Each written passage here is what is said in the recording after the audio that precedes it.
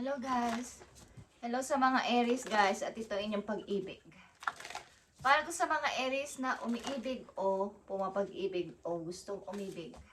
Titingnan natin ang inyong message today guys. Simula sa araw na to. Kung kailan nyo ito mapanood is doon mag-uumpisa ang inyong message. Okay Aries, this is for you sa iyong pag-ibig. Tingnan natin. Okay Aries. Kung saan man kayong mundoan doon, kung saan man kayong lugar nandoon is, mag-ingat kayo Aries. Okay? Pag-ibig ng mga Aries, I need to message. Titignan natin to Aries. Express your love. Huwag kang mahiya. Okay? Kung kayo umiibig, follow your heart and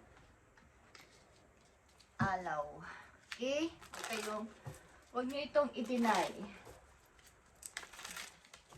Kung kayo umiibig, ipakita ninyo, ramdam ninyo sa inyong partner ang pagmamahal. Okay, Aries, tingnan natin ang bawat message dito sa lumabas na kung anong lalabas dito guys, ito inyong message para to sa mga Aries.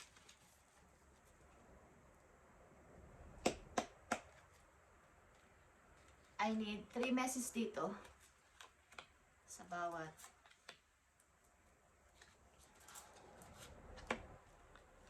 Okay. Masaya ba kayo, Aries, sa inyong pag-ibig today? O sa inyong pag-ibig sa kasalukuyan, masaya kayo? At ito ay masasabi ninyong eternal o pang habang buhay. Okay guys? Masaya kayo dito. At ito yung inyong pinanghahawakan, yung pangako sa inyong panghabang buhay. Okay, na pag-ibig. Parang may kasama din itong, baga, maayos naman din sa money. Maayos naman ng inyong kasalukuyang pangkabuhayan with your partner. Okay, Aries, tingnan natin. Unang message, Aries, free yourself. Kung anumang bagay ito sa pag-ibig na inyong kinalalagyan sa ngayon o sa mga nagdaang linggo, buwan is, it's time to take back control of your life. Okay? Sa inyong buhay pag-ibig. Maaaring kayo ay nakontrol ng inyong partner sa mga nakaraan ninyong taon sa buhay ninyo, taon-taon o taon lang, buwan lang, linggo, is ibalik mo yung energy mo at control sa iyong sarili. So, bakit nandito ang pray yourself sa inyong message? Sa inyong pag-ibig, Aries. Ba't nandito ang pray yourself? Ace of Wands, Ace of Pentacles, and Nine of Swords. Okay, guys? Andito yung mga bagong opportunity na dumating o dumarating sa inyong buhay sa ngayon, guys, at mga bagong pagkakaabalahan, bago ding mga tao. Kaya lang, andito yung naka-stuck o nai-stuck pa rin kayo sa nakaraan. Kaya andito ang pray yourself. Na kailangan mong ibalik yung control, yung energy mo sa iyong sarili para ma-accept mo to, mag-grab mo tong mga opportunity na to na dumarating at nag-a-appear sa iyo sa kasalukuyan. Okay? Yung mga bagong tao, bagong pagkakaabalahan, bagong mga gagawin sa buhay is dumarating o nag-a-appear. Kaya lang, nandito yung galing sa nakaraan na mga paggugos nila o paggugos ng nakaraan, mga memories, mga alaala, mga hindi magandang nangyari sa inyong pag-ibig, sa inyong mga nakaraang mga taon, is kailangan nyong ibalik ang control, lalo na sa inyong isip, sa inyong puso, na kakayanin mo to. Kakayanin mong humarap ulit sa bago.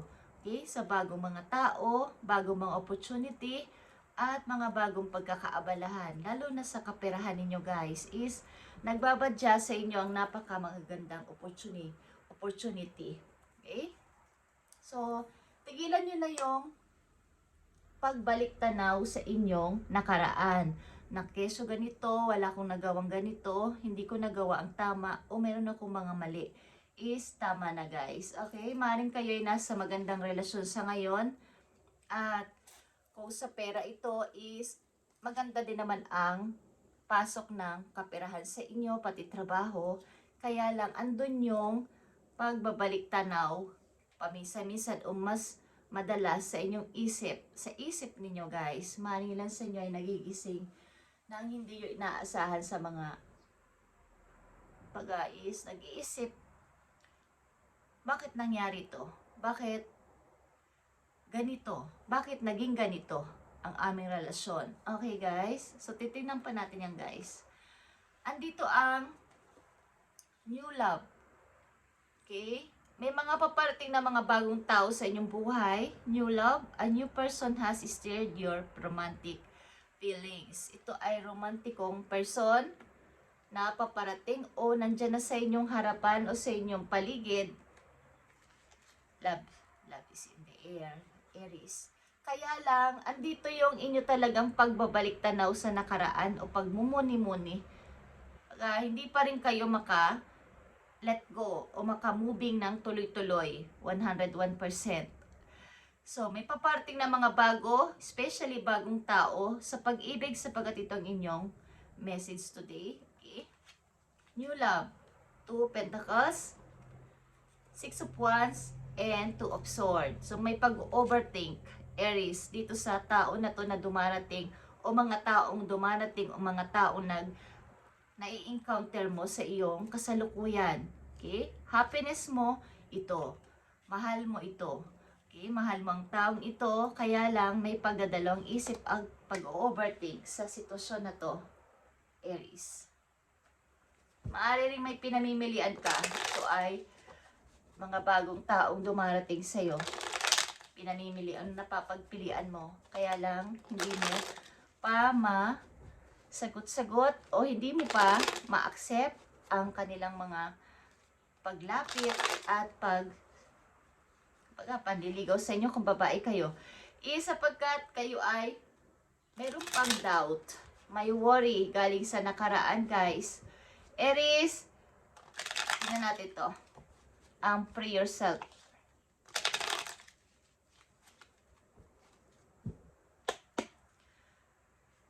Maganda ang trabaho nyo guys. Maayos naman ang kaperahan nyo. Kaya lang may lungkot sa inyong isip behind. Hindi nyo pinagsasasabi ito. Nasa puso nyo lang, or pag hindi nyo ino-contest sa iba o hindi nyo inaamin sa iba, tahimik lang kayo. Tahimik nyo lang itong hinahandle. Okay? New love guys. New love. Bagong pag-ibig. Okay, nakita nyo itong Queen of Pentacles. Ito ay ikaw as a Capricorn, Taurus, or Virgo. O may nakaka-apekto sa inyong energy ng Earth sign. Okay. Kayo ay maayos ang pamumuhay, Aries. Lalo na sa trabaho, sa kaperahan, di naman naghihirap o hindi naman masyadong nadadown. Kaya lang may lungkot. Okay, Aries. Pray yourself. Wheel of Fortune guys, and Queen of Cups. Okay, so tulad ng sinabi ko, kayo ay emotional o nagiging emotional kapag nakakaalala o naaalala nyo ang mga nakaraan. Marami kayong mga memories na nandyan sa inyong puso. Marami pang dapat mangyari sa inyo guys. Wheel of Fortune is here. Marami yung mga opportunity talaga ang paparting sa inyo. So kayo ay kontrolin ninyo ang inyong emosyon. Okay?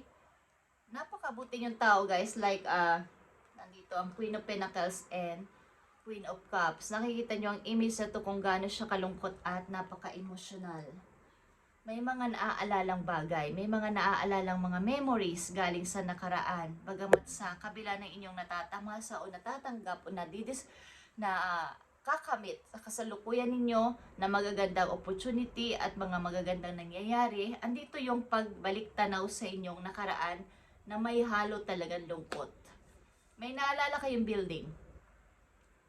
I mean, yung pinupuntahan yung lugar na magkakasama naaalala nyo palagi ito. At ito yung nagdadala sa inyo ng lungkot. Hindi naman yung as in nadadown kayo, kaya lang may pagbabalik tanaw talaga sa mga Aries na nandito.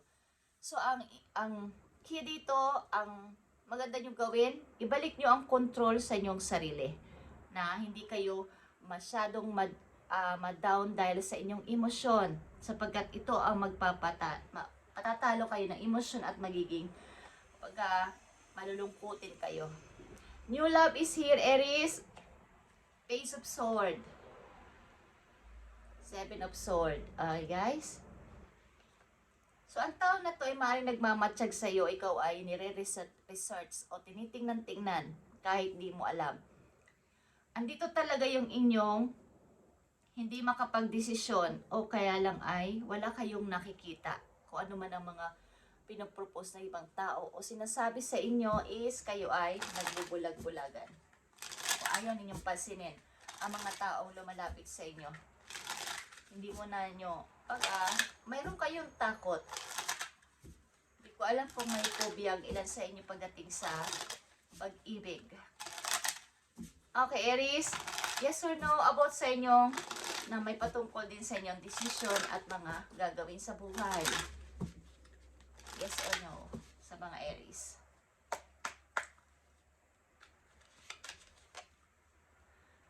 Andito ang yes, Aries, yes. Truth north found. Follow this direction. Okay, ito ay ito ay compass. May mga 4 direction kayo dito na maaring kung saan kayong pupunta na lugar. Ilang Aries dito, katulad ng Wheel of Fortune, ito din ay compass. Maaring lang din sa inyo ay naglalayag. Something nasa labas ang trabaho or kung saan kayo pumupunta. At kailangan ninyong malaman o magkaroon kayo ng focus sa inyong gustong daanan na lugar o kaya ay daanan na path ng buhay. Huwag paliko-liko. Kung sa north lang. Huwag nang madistract sa ibang direction. Kung sa south lang, sa west lang o sa east lang. Okay, maaaring kayo ay may kinalaman sa paglalayag o kayo ay mga nasa ibang lugar at paalis-alis ng bahay. Hindi kayo pipirme sa bahay ang inyong work. So, ang inyong kailangan gawin ay mag-focus. Kung kayo ay gusto nyong pumunta sa ganun lugar, kung yun ang gusto ninyong gawin sa buhay, huwag kayong magpa-distract sa mga nangyayari sa paligid. Okay? Maaaring marami sa inyong nagga-guide na mga kaibigan, mahal sa buhay, or may mga guide kayo dun sa heaven na kayo ay binibigyan ng protection. Aries, na ito yung gawin mo, dito ka pupunta, ito yung direction na dapat mong gawin o puntahan. Gina-guide kayo doon sa heaven, guys. Kaya huwag kayo mag-alala. Okay? Marami pa kayong gusto pang patunayan sa buhay habang kayo ay nabubuhay dito sa mundo. Marami pa kayong gustong gawin or i-try sa mga Aries na nandito. Nakikita kayo dito, guys, hindi kayo masyadong nakapokus sa pag-ibig. Bagamat ito ay love reading at may mga tao nga dito dumarating at bagong mga dumarating pa sa inyong buhay, andito yung pag-aalinlangan o pag-doubt sa mga tao na to. Kahit ba ito ay romantiko, romantika, or mga mababait sa inyo, kayo ay mayroong doubt. Hindi kayo basta-basta nagtitiwala. At talagang pinag-iisipan bago sila i-accept o papasukin sa inyong buhay. Aries, message for you. You are so much closer to the powerful breakthrough than you may realize. So, hindi mo naalalaman o hindi mo na mamalayan na ikaw ay papalapit at nagko-close ka na sa iyong powerful breakthrough. Okay? You have been praying for things to heal. New opportunities to appear. Relationship to improve, and these prayers will be answered soon. So, kailangan nyo pa dito ng more na paghihil sa inyong puso. O ano man ang nangyari sa inyong pag-ibig sa mga nakaraang taon sa buhay ninyo, kailangan pa ng more na paghihiling. At i-improve pa ang relasyon kung saan kayo nandoon na relasyon sa ngayon. Dapat nyo pa itong, kumbaga, pinagpipray nyo to na mag-success. Kasi nga, Ang ilan sa inyong Aries dito ay maaaring nakalayo o magkalayo sa inyong, malayo sa inyong loved ones o lovers. So, kailangan dito ng trust the wait. Okay? At maging prepared ka sa mga blessing na ibibigay sa iyo ni God. Okay? In order to receive, you have to be ready to receive. Kailangan mo itong malaman, mag-focus ka sa gusto mong gawin talaga, na yun talaga ang gusto ko, Lord. So, doon ka mag-focus sapagkat answer will be. Kumbaga is, ang prayer nyo ay matutupad agad soon. These prayers will be answered soon para sa'yo. Okay, guys? Aries and the flow of universe. Baga nasa, malapit na malapit ka na. Kung ano man itong pinagpipray mo is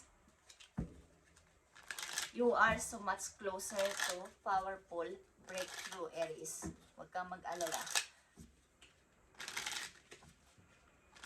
Kayo ay parang kung kayo mother, kung kayo babae, at kayo ay may mga anak, at kayo ay may mga naging karanasan sa pag-ibig sa mga nakaraan ninyong taon sa buhay, kayo ay talaga yung person na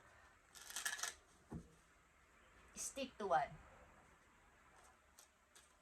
Kung ano man na nangyari sa inyong pag-ibig na masakit o nangyaring hiwalayan or what is, mayroong pagbabalik tanaw talaga sa inyong isip at puso na kung